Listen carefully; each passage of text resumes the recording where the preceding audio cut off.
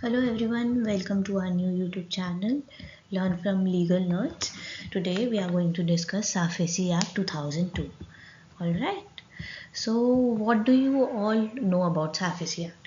Firstly, SAFESI Act stands for Securitization and Reconstruction of Financial Assets and Enforcement of Security Interest. Okay तो इस act में basically banks को और financial institutions को वो powers दी कि वो बिना कोर्ट को प्रोसीड करे they can enforce their rights over the borrowers and take the loan back via auctioning their securities. All right, so let's see what we have in this description. I have wrote everything that is required for your examination purpose. all right, तो साफेसी act introduce ही इसलिए हुआ था कि अगर borrowers fail कर जाते हैं repay करने से लोन अमाउंट को, तो बैंक्स जो है उस नॉन परफॉर्मिंग एसेट्स को, जो लोन रीपे नहीं हुआ उसको नॉन परफॉर्मिंग एसेट्स बोल दिया जाता है, और उनको रिड्यूस करने के लिए banks can seize the property of the borrower without going to the court. ठीक है, तो इन केसेस में बैंक के पास राइट आ जाते हैं. पर बैंक क्या करता है, बैंक को ये वेरीफाई करना होगा कि जो सिक्योर्ड एसेट है वो एक तो एग्रीकल्चरल लैंड नहीं होनी चाहिए, और जो वो है सिक्योरिटी वो इनवैलिड और फ्रॉडुलेंट नहीं होनी चाहिए. ओके, तो सिक्योर्ड लोन्स में क्या आया, अब किन किन चीज़ों पे बैंक एक्ट कर सकता है. जो भी अंडरलाइन सिक्योरिटीज़ है जिनमें मॉर्गेज या प्लेज एग्जिस्ट करता है वो सिक्योर्ड एसेट्स माने जाएंगे, सिक्योर्ड लोन्स. और अनसिक्योर्ड लोन्स वो होते हैं जहाँ पे बैंक्स को अप्रोच करना पड़ेगा कोर्ट को और सिविल सूट फाइल करना पड़ेगा against defaulter for getting their money back. Alright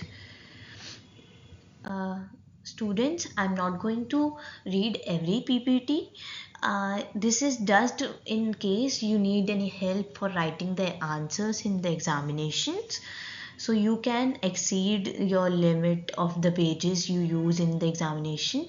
So you can just read my presentation, otherwise I will sum up the presentation and move forward to the next slide. all right, so applicability में क्या आता है कि जो ये act है वो registration and regulation of ARCs क्या होते हैं, एसेट रिकंस्ट्रक्शन कंपनीज.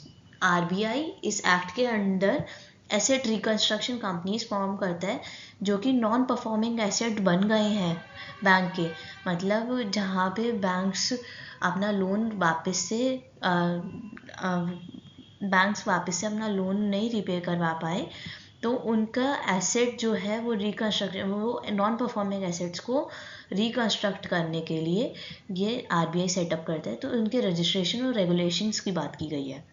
ऑलराइट, फिर ये securitisation of financial assets, bank के जो फाइनेंशियल एसेट्स हैं जो कि अटक गए हैं विद द बोरोअर, उनको सिक्योरिटाइज करने की बात करता है. ऑलराइट, और ये प्रमोट करता है कि सीमलेस ट्रांसफ़र हो सके फाइनेंशियल एसेट का, मतलब बैंक को बार बार सिविल सूट फाइल करके कोर्ट में जाके और वापस से अपना लोन सिक्योर करने के लिए जो प्रोसीडिंग होती है उसको अवॉइड करने का प्रोसीजर ये एक्ट देता है.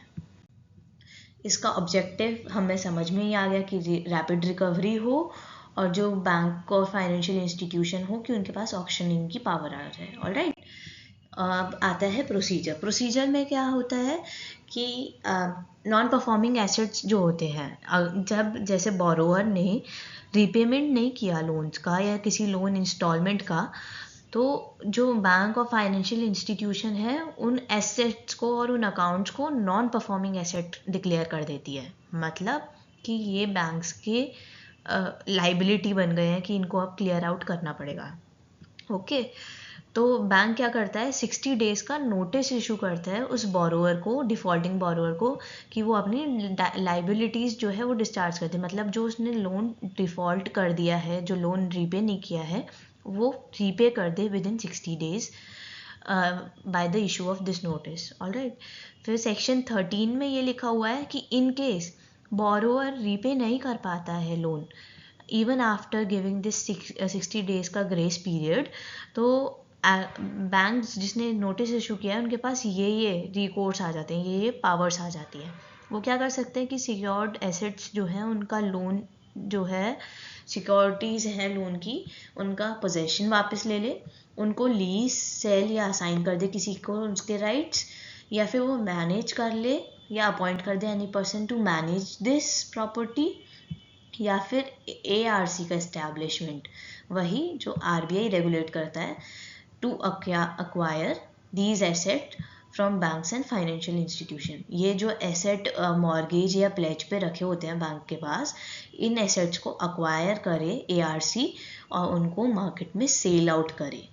ठीक है, तो ये प्रोसीजर एक पूरा फ्लो चार्ट में मैंने नेक्स्ट स्लाइड में समझाया है, दैट इज दिस वन। तो इसमें क्या होता है कि ये बोरोअर है हमारे पास, तो इसने सिक्योरिटी दी और इसने फाइनेंशियल असिस्टेंस लिया बैंक से या फाइनेंशियल इंस्टीट्यूशन से। ठीक है, तो ये सिक्योरिटी बैंक के पास आ गई और इसने कैश जो भी इसको लोन पेमेंट के लोन चाहिए था वो इसने ले लिया, फाइनेंशियल असिस्टेंस। अब जो ये बैंक है, इन केस ये जो ये बोरोअर है ये रीपे नहीं करता है लोन और ये यहाँ पे डिफ़ॉल्ट हो जाता है इस बैंक के साथ, तो ये क्या करेंगे, ये सिक्योर्ड ट्रांजैक्शन जो है ये एसेट की, ये कर देंगे ARC को। ARC क्या करेगा, इनको कैश दे देगा। गाइस मैंने मिस्टेकनली एरोज जो है वो रिवर्स लगा दिए हैं, ये वाला इधर आना है और ये वाला इधर आना है। Let me correct this for you, this one is here and this one is here. ठीक है, तो ARC जो है वो कैश देंगी बैंक्स को, और जो बैंक है वो ये अपना सिक्योर्ड एसेट जो है वो ARC को दे देगा ताकि वो आगे इनको प्रोसीड कर सके। फिर ये ARC क्या करेगा, एक क्वालिफाइड बायर ढूंढेगा मार्केट में to buy the properties. Like कोई प्रॉपर्टी ऑक्शन करी गई मार्केट में, तो उसके लिए बायर्स तो ढूंढने पड़ेंगे, तो वो बायर्स जो इंटरेस्टेड हैं इन एनी सच प्रॉपर्टी, वो ARC क्या करेगा, उनको ये एसेट सेल आउट कर देगा। ओके, और फिर क्या होगा, जो ये क्वालिफाइड बायर हैं ये कैश पेमेंट कर देंगे ARC को ऑफ सच एसेट्स। ठीक है, गॉट इट। तो ऐसे ये chain of non performing asset clear होती है। ओके गाइस, अगर यहीं पे हम इंसर्ट कर दें सपोजिटली, जैसे यहाँ पे ARC की जगह बैंक इंसर्ट कर देते हैं हम, तो बैंक वो कोर्ट इंसर्ट कर देते हैं, तो कोर्ट क्या करेगा, कोर्ट पहले ट्रायल करेगा, फिर इनकी बात सुनेगा, फिर इनकी बात सुनेगा, फिर वो डिसाइड करेगा कि इनको और टाइम पीरियड देना है या फिर इनको कोई लाइबिलिटी डिस्चार्ज करनी थी, या इनको कोई इनकी बिहाफ पे कुछ डिफ़ॉल्ट हुआ है, वो डिसाइड करेगा। तो ये it is a very long process. To avoid this, banks को पावर दी गई इन दिस एक्ट कि आप अपना नॉन परफॉर्मिंग एसेट जो है वो क्लियर कर सकते हैं। Okay, now let me tell you about this case studies. तो फर्स्ट केस में क्या हुआ कि कोर्ट ने बोरोअर्स के राइट के बारे में डिस्कशन किया कि बोरोअर को एक एडिकेट नोटिस देना होगा बैंक्स को कि वो अपना बिहाफ पे एक्सप्लेनेशन दे सके बैंक्स को, और वो एक रिकोर्स ले सके कि अगर उनको बैंक की एक्टिविटी जो है वो गलत लग रही है तो वो कोर्ट में आके केस फाइल कर सके बैंक के अगेंस्ट, या फिर वो रीपे कर सके, या फिर अपना वो अपने बिहाफ पे जो भी उसकी बातें हैं वो एक्सप्लेन कर सके। तो यहाँ पे बोरोअर्स के राइट के बारे में डिस्कशन हुआ।